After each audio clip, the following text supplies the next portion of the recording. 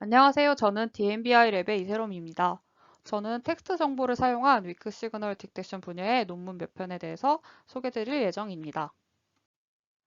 네, 먼저 이 위크 시그널 이론에 대해서 설명드리고자 하는데, 이는 이고르 엔조프에 의해 제안된 이론으로 시작합니다.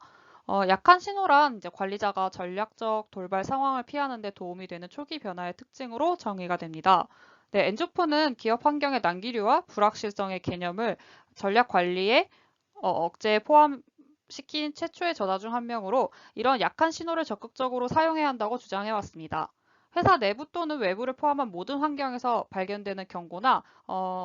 이러한 징후는 이는 너무 불완전한 형태이기 때문에 무엇이라고 딱 단정 지을 수는 없다는 특징을 가집니다. 이는 초기에는 일종의 화이트 노이즈로 보일 수 있으나 추후에는 이제 강력한 패턴으로 변화할 가능성을 가진 징후로서 이는 긍정적이거나 부정적이거나 이제 관리자 또는 기업에 큰 영향을 이제 미칠 수 있는 사건을 의미합니다.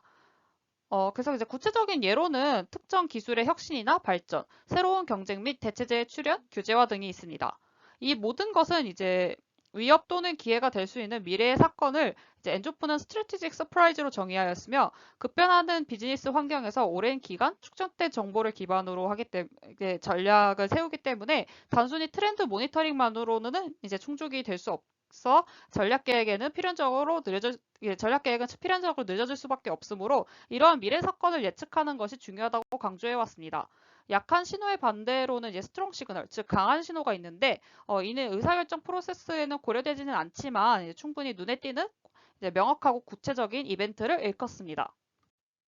네, 약한 신호의 특징으로 좀 더 설명을 드리자면 이제 단편적인 정보, 약한 가시성, 이제 모호하고 익숙치 않으며 지금 당장은 유용하지 않아 보이거나 관련이 없어 보이지만 이제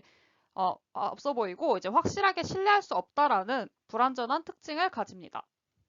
이제 그렇다고 약한 신호가 계속 약한 신호로 있는 것이 아니라 이제 약한 신호는 언젠가 뚜렷한 강한 신호로 성장할 수 있습니다. 예, 이에는 이제 신호에 대한 인지 대상의 지각 과정이 필요한데 이런 위험 내지 혹은 이제 기회가 될 수 있는 신호 자체에 대한 인지와 그 출처와 형태가 구체적인지 그리고 가장 최종적으로는 해당 신호에 대해서 전략을 세우고 어떤 결과를 가져올 수 있는지에 대해서 예측을 할 수 있고 그에 대한 액션을 취하게 된다면 강한 신호로 성장을 할 수 있다라는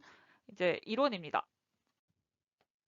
네, 엔조프는 이런 약신호를 탐지하는 데 있어서 주변 환경 스캐닝을 통해 신호를 인지하는 과정에 크게 세 가지 필터가 존재한다고 제안을 했는데 첫 번째는 이제 신호의 존재 여부와 그 신호가 포함한 정보 수준에 대해서 정보 수집 과정에 서베일런스 필터가 있다고 하였고 그리고 이제 관리자 내지는 의사결정자가 관심을 끄는 분야를 선택하기 위한 멘탈리티 필터 그리고 그를 통해 인지 과정을 거쳐서 특정 정보를 주목하거나 이를 무시할지를 결정하는 파워 필터를 통해 정보를 식별하는 과정을 거친다고 하였습니다. 이러한 과정을 거친 전략적 서프라이즈는 그 자체만으로 고급 정보를 제공하기 때문에 그에 맞게 특정 액션을 취할 것인지 이제 관리자는 결정을 하게 됩니다. 물론 이러한 엔조프의 신호 이론이 무조건적으로 연구자들에게 받아들여진 것은 아닙니다.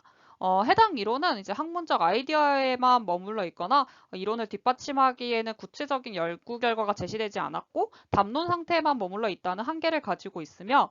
사건이 발생한 후에 그저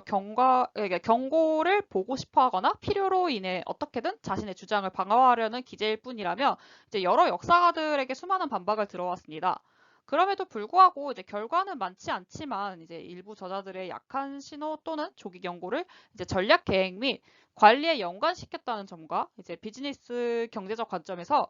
조기 경고 혹은 조기 지표 아니면 증상 등으로 이제 다양하게 표현되는 용어들과 내용들이 이제 모두 엔조프가 최초로 언급한 것과 매우 유사한 현상이므로 이런 위협 내지는 기회가 될 수 있는 이제 모든 이슈를 이제 약한 노로 이제 분류하고 이를 이제 전략적 이슈 관리 시스템 형태로 활용을 하면서 분석할 수 있다라는 점에서 여전히 이 이론을 토대로 비즈니스 의사결정을 이제 하는 데 있어서 예측을 할 중요한 의제로 여겨져야 한다고 주장이 되어 왔습니다.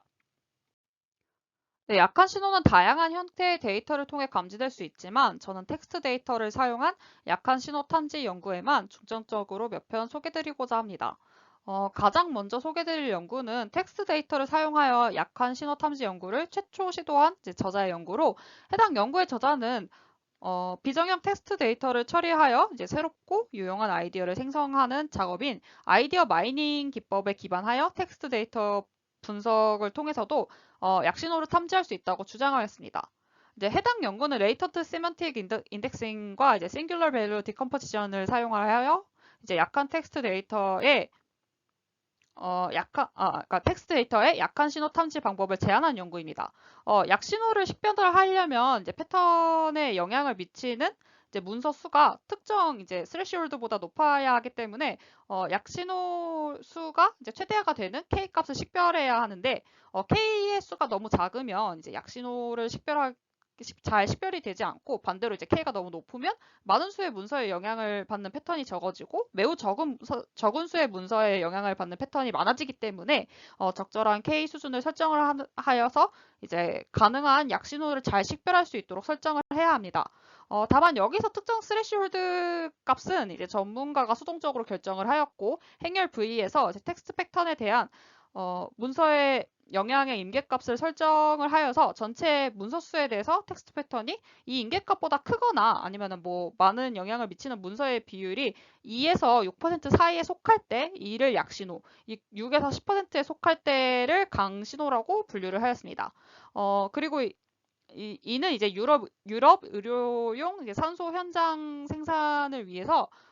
PSA 기술이 이제 향후 증가할 것이며, 이를 이제 병원에 해당 기술을 사용한 산소 발생기를 제공해야 한다는 가설을 기반으로 총 두 개의 강신호와 세 개의 약신호를 탐지를 하여서 전문가의 정성적 비교를 통해 의사결정을 할 수 있도록 하였습니다. 추 동일 저자에 의해 이제 다중 웹소스를 통해 수집된 데이터에도 동일 방법론을 사용을 하여서 여러 가설에 대응하는 연구가 진행이 되었으며, 이 연구는 다양한 데이터 수집 시점을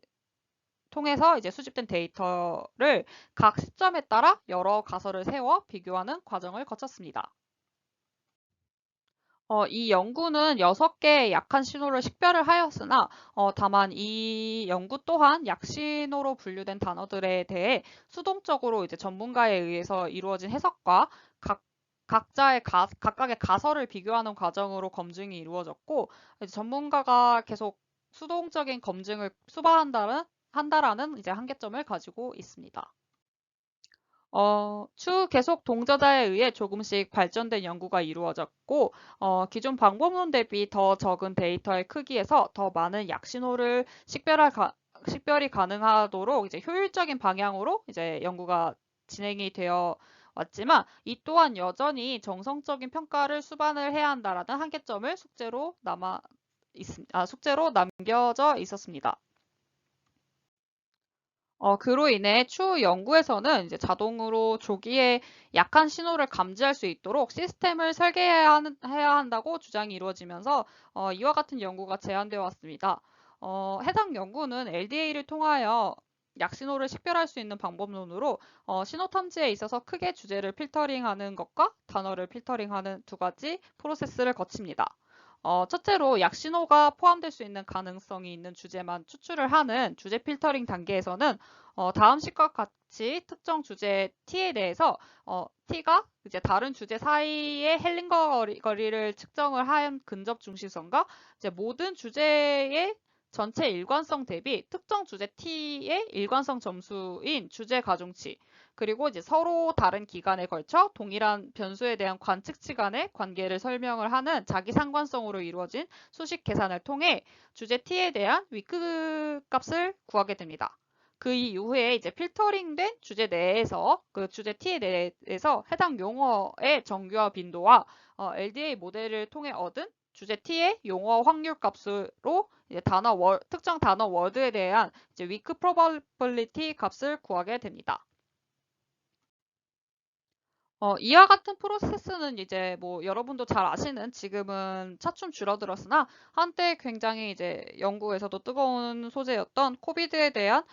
약신호 탐지에 적용이 되었습니다. 2019년 12월부터 2020년 2월에 걸쳐서 총 3개월간 수집이 된 뉴욕타임즈 뉴스데이터에서 코비드 주제에 대한 조기 신호 탐지를 시도하였고 15개의 토픽씩 총 45개의 토픽 중 월별로 약 신호를 탐지를 하였으며 질병 디시즈라는 이제 그 단어와 이제 유사한 용어를 찾아 이를 약 신호의 변화를 이제 설명을 하는 것을 이제 시도하였습니다. 한 예로 이제 12월에는 유사 단어로 이제 감염, 진단, 백신, 전염병, 폐, 호흡기 등 이제 그런 단어들이 등장을 하였으며 이는 이제 가장 코비드가 극심해졌던 2020년 2월 전인 1월까지만 해도 약한 신호였던 단어들이 점차 차츰 이제 2월에는 강한 신호로 변화를 하였고 2월에도 이제 새로운 약한 신호가 출현을 하였음을 이제 저자는 탐지하였습니다. 이후에는 키워드 네트워크 클러스터링과 GCN을 사용한 약신호 탐지 자동 프로세스가 제안이 되었으며 이제 해당 연구는 TF-IDF 값과 경향성, 규모, 활성도 등을 측정을 하여서 특정 임계값을 넘으면 이제 팝핑 키워드로 정의를 하고 이제 패스트 텍스트 모델로 훈련을 하여 팝핑 키워드의 임베딩 벡터를 추출하여 키워드 유사도를 계산을 하였습니다. 여기서 경향도는 이제 5년 중 이제 최근 3년 동안의 특정 단어 X가 이제 포함된 문서의 수에서 최근 5년 중 이제 3년 동안의 그러니까 처음 3년 동안의 용어가 포함된 문서의 수를 이제 빼준 값으로 계산이 되었고 규모는 이제 지난 3년간 용어 X가 포함된 문서의 수, 활성도는 전체 23년 동안에 이제 용어 X가 포함된 문서의 수 대비 최근 3년간 용어 X가 포함된 문서의 수 등으로 이제 저자에 의해서 정의가 된 이제 식으로 계산이 되었습니다. 키워드를 클러스터링하기 위해서는 이제 키워드 쌍의 유사성을 계산을 하게 되는데 이 유사성은 이제 코사인 시밀러리티를 통해 계산을 하였고 클러스터를 찾는 방법을 사용하였으면서 사용하는 방법은 이제 크게 두 가지로 나눌 수 있습니다. 그래서 먼저 키워드 간의 관계를 이제 명확하게 하는 네트워크를 구축을 하여서 이제 하향식 접근 방법과 상향식 접근 방법 모두를 사용을 하여서 클러스터를 찾아내게 됩니다. 이제 우측 그림에서 이제 코사인 시밀러리티 임계값이 0.9를 적용을 하여서 네트워크를 형성을 했을 때 일반적으로 이제 팝핑 키워드는 서로 가깝게 위치하고 있다라는 점을 이제 그러니까 그거를 기반으로 이제 연결된 구성 요소들 간을 그러니까 찾아내는 이제 탑다운 과정을 거쳤으며 새로운 팝핑 키워드 간의 관계를 식별하기 위해서는 가장 큰 의미 단위를 이제 식별하기 위해서 추출된 이제 클릭 값이 어떤 노드도 서로 공유하지 않을 때까지 결합을 해내가는 이제 바텀업 방식으로 진행을 하여서 이 두 과정 모두를 이제 결합한 이제 약신호 분류 과정을 거쳐서 이제 프로세스가 진행이 됩니다. 제한된 자동화 프로세스는 이제 스코퍼스 출판물을 적용을 해서 이제 약한 신호 탐지를 하는 것을 시도하였으며, 연구가 진행이 된 2021년에는 이제 관측된 약한 신호로는 이제 당시에 퍼지 분석, 나노 입자, 기업가 정신, 암 관련 RNA, 표적 약물 치료법, 블록체인, 사이버 보안, 에너지 허브, 교육 기술, 모바일 사용 문제 관련 단어들이 약한 신호로 분류가 되었습니다. 시간이 지남에 따라 지금에는 이제 2021년 당시에 약신호로 분류된 단어들이 과연 약한 신호였는가라는 점에서는 지금은 강신호로 변화를 하여서 너무 익숙해진 것인지 아니면 이 모든 것이 이제 그때에도 강한 신호였는지에 대해서는 이제 조금 의문점이 이제 의문인 점이 있으나 지금은 꾸준히 이제 연구되는 분야인 것으로 생각이 됩니다. 이렇듯 이제 약한 신호에 대한 평가는 여전히 의견이 분분하고 갈리지만 이제 해석의 측면에서 이제 의문이 남는 부분도 있으나 지금까지도 이에 대해 사전에 미리 예측을 하고 이를 전략적으로 사용할 수 있다라는 관점에서 꾸준히 이제 이 분야에서는 연구가 이루어지고 있으며 이제 본 발표에서는 제가 이제 주로 다루는 텍스트 분야에 국한되어서 연구 몇 편을 소개를 드렸으나 이는 다양한 분야에서 다양한 형태의 데이터를 사용을 하여서 여전히 연구가 꾸준히 이루어지고 논의가 되고 있음을 전해드리고자 하였습니다. 네, 그래서 이제 본 발표에서 참고한 이제 참고 문헌들이고, 네, 위크 시그널 디텍션, 텍스트 분야의 위크 시그널 디텍션에 대한 발표를 들어주셔서 감사합니다.